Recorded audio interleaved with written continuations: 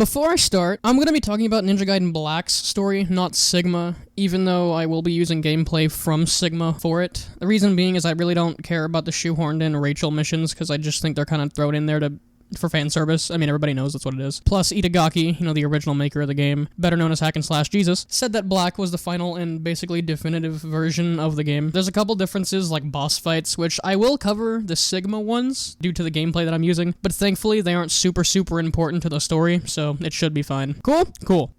The Dark Dragon Blade, as we're told, is something that can ruin the world because it holds a baddie in there. The equal, but opposite, allegedly, is the Dragon Sword, which was used to kill the things the Dark Dragon Blade was made of. Both are watched over by their Discord moderators, the Hayabusa clan. Ryu Hayabusa, currently holding the Dragon Sword, literally, as he slices this dude to death, because why not? After this, he makes his way through a ninja fortress to carry on his really intense, literally life-on-the-line training regiment, or something like that. When he comes to a guy named Master Mirai, which is also his cousin, Ryu uses a single technique called the fuck this boss technique to win. After he catches his first in-game dub, they begin to talk about the Dark Dragon Sword. Foreshadowing! But their conversation is rudely interrupted by this bitch named Ayane. How dare you interrupt Master Ninja Ryu Hayabusa? Who cares if his village is being skull-fucked? Ryu then panics and runs to save the fam. While on the way, he's met with some cool samurai dudes. As he enters the village, he sees it in shambles and proceeds to bum rush every enemy in sight to reclaim justice for the clan. But he finds that bitch Ayane dying or something, and she tells him that a samurai clad in black armor is behind the attack. With that, he runs off into the night to leave her to die. As his village matters to him, her life does not. He meets a dude on a horse who, thinks he runs shit, I think. Anyways, he dies, obviously, and then he runs into another big boy, the samurai clad in black armor holding the Dark Dragon Blade. Ryu quickly gets his fade ran and dies. The end. But not really, because plot armor, he is resurrected by a falcon, which is his spirit animal, and probably his fursona. After this traumatizing Lazarus Pit adventure, he suits up into a more modern take on the ninja getup. Looking hot there, daddy. Mirai tells us that the samurai clad in black armor holding the Dark Dragon Blade is known as Doku, and he not only stole our shit and killed our peeps, but he's also the hillbilly badass Lord of the Greater Fiends. So Ryu takes it personally, so much so that he books a one-way trip to where Doku and his forces are, just so he can Uno reverse card him. He stows away on an airship that will take him directly to the city he's looking for. He explores it and tears that ass up as some militants invade it, because for Ryu, just stowing away and hiding isn't enough to quell his anguish. Soon, he has a saucy meetup with another dominant male, but Ryu's not submissive, and he shows him who's daddy and reenacts the Hindenburg. After this daring attempt at, honestly, I'm not even sure, he power ziplines his way to the city of Tyron. Once inside, he fights more militants and makes his way to the cool bumpin' place called Han's Bar. But first, he meets an old man who's conveniently named after a sword, who sells stuff and makes Ryu's weapons better. Who knew? He enters Pleasure Street, I bet that's where the dominant male came from, and finds the bar. As he approaches, people run sprint over each other to escape this demon thing. Holy shit. Would you look at those horns? He has yet another meetup on the roof with a woman he saw kill the demon, and she reveals that those creatures are called fiends, once human, but clearly not anymore. She then leaves before Ryu can make a move, only to find this dude perving on them before also vanishing. It's becoming a trend, I see. Once that's over, he makes his way to the monastery and comes face to face with the fiends. Ryu pulls out the old fuck this boss technique and kills them while Rachel watches. She confronts him about being able to kill them and calls him more than human and tells him that her sister became a greater fiend. She goes to tell him about what's under the monastery before getting abducted by this tentacle monster. Before anything kinda sus can happen to Rachel, Ryu utilizes his jealousy of the moment to slay the thing, saving Rachel from a night of fetish-filled fun.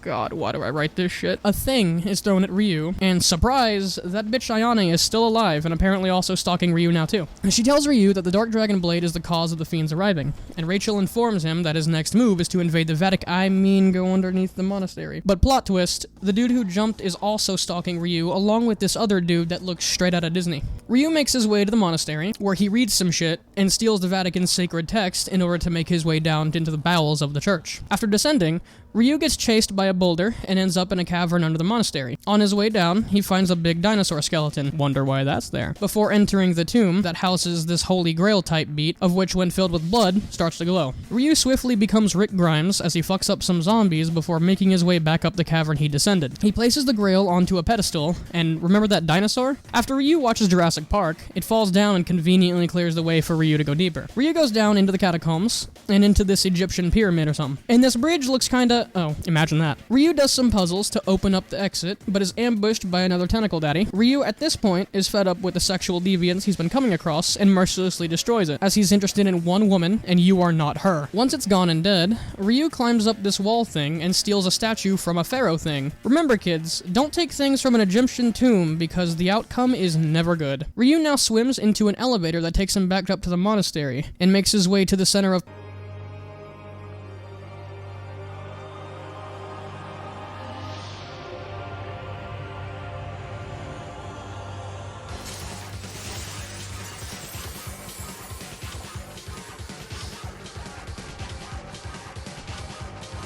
Okay, Ryu takes back his opinion of sexual deviance. Destroy me, please. But unfortunately for her, Ryu's technique is too powerful for her to the point that she resorts to terrorism out of jealousy. Rachel swings in to tag team her with Ryu, but can't do it because, like, they're sisters, so it'd be kinda weird, man. Due to Alma's act of terrorism, some new militants show up. This time armored to the teeth. Ryu then continues on with his mission, and is a few seconds too early, as Rachel then gets nabbed by Demon Daddy Doku. I'm calling him that from now on. Ryu makes his way to the military base entrance, and gets confronted by that dominant male's clone, who is angry because of what happened last time, as he employs the help of a helicopter this time. The same thing takes place, which isn't a surprise. What made him think things would change? Ryu opens the gate to the base, and he's now ready to begin his invasion. Upon entering, he finds that they are kitted up, but still going hog wild on him. After going through some buildings, he is met with a tank, because why not? I mean, if a dinosaur can be a boss fight, so too can a tank. Of course, one isn't enough, and another shows up shortly after. He bonks them with some cool new arrows and continues through the base. You thought that tanks were enough? Helicopter. There's a helicopter. Which is not gonna be that hard. Now that we can shoot and jump. Once it's dead, he takes out their satellite tower thing and commandeers a train to escape. Now please tell me that this feels like a fever dream. A ninja driving a fucking train. Just watch. So there's a certain scene in this cutscene. There's a certain spot that I think is so funny to me. It's just him casually in the conductor's spot, just doing his thing. I also love the cinematography in these cutscenes. They're so good. Like, this right here would just fucking kill me to watch, dude. If I saw that, I would die laughing.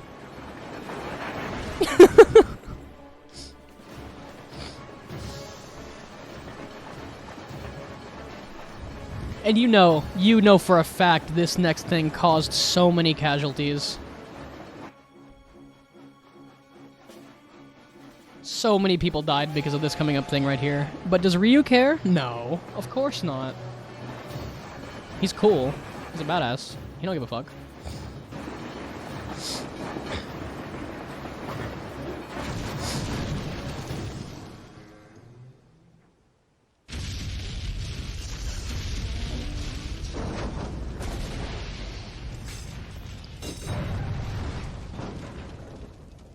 But Ryu doesn't care, because badass. Ryu's next move is to enter the Aqueduct, where he completes more puzzles to progress through them, killing some lightning worms. Once the path forward opens, he farms a bunch of these slashy boys to become rich, then continues on. He comes across this ritual area, where he finds a sword and returns it to its rightful owner. This fucking thing, that for some reason, shoots a laser out of its forehead. Alright, that's honestly kind of cool, not gonna lie. Once Laser Dragon is dead, he exits the underground and notices Mr. Disney watching him from afar. Ryu swims, and swims, finds some scuba gear, then swims some more. After an entire marathon, he ends up back in the dino's grave, and comes to this magic floating concrete platform that takes him upwards. At the top, Ryu comes face to face with Demon Daddy Doku for the first time since his death. Doku doesn't question Ryu being alive, and instead drops Rachel and asks Ryu on a date. Ryu refuses due to what he's done to his village, and instead takes out an entire family's worth of anger out on him. Demon Daddy Doku falls, but not before revealing where the Dark Dragon Blade really is, with a new baddie called the Vigorian Emperor. With that, he moves on to the afterlife. Ryu takes Doku's sword, because obviously he won't be using it anymore. He then flips a lever and leaves the arena to make his way into some frozen tunnels, then into some fire tunnels,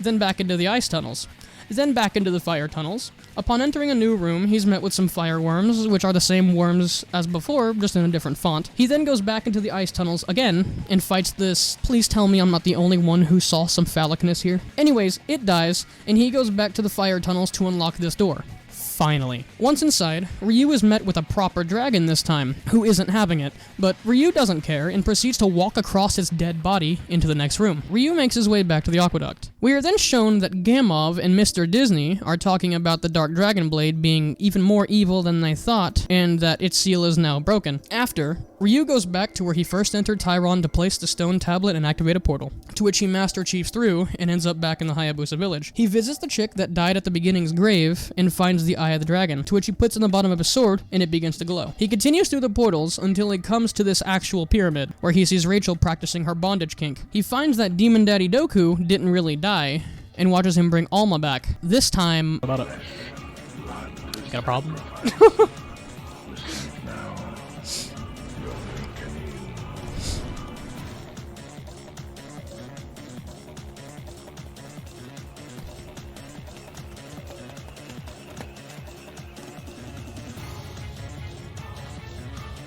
Fuck.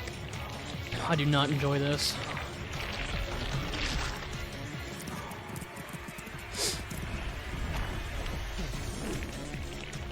She's a baddie until she becomes a centipede spider thing.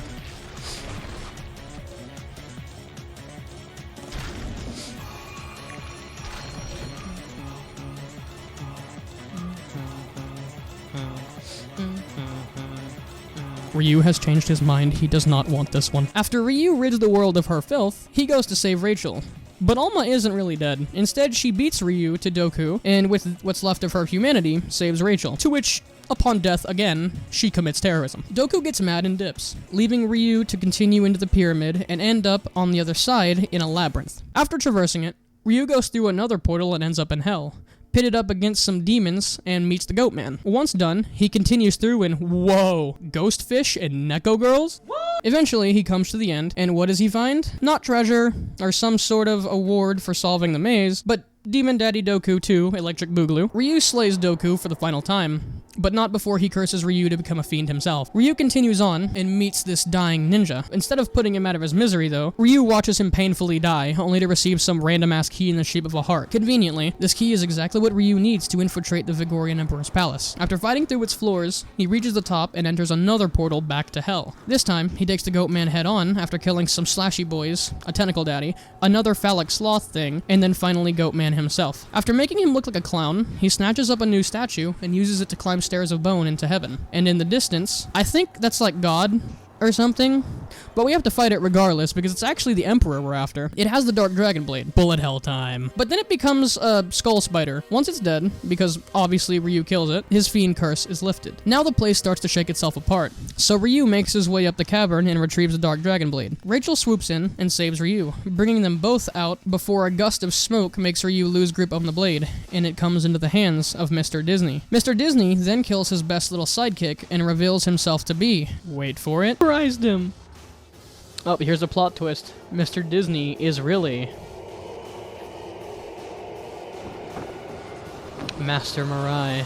Master Mirai? He consumes the power of the blade and becomes the devil incarnate. After coming to terms with having to kill his cousin, he takes him out and destroys the Dark Dragon Blade, making sure no one can use its power again. After Rachel and Ryu share the look, he tells her that it's over and turns into a falcon and flies away into the sunset, never to be seen again. But actually, he returns the Eye of the Dragon back to the grave he got it from and jumps away into the night, his spirit animal / persona watching over him as he does. Watched over by his spirit animal / persona, the falcon.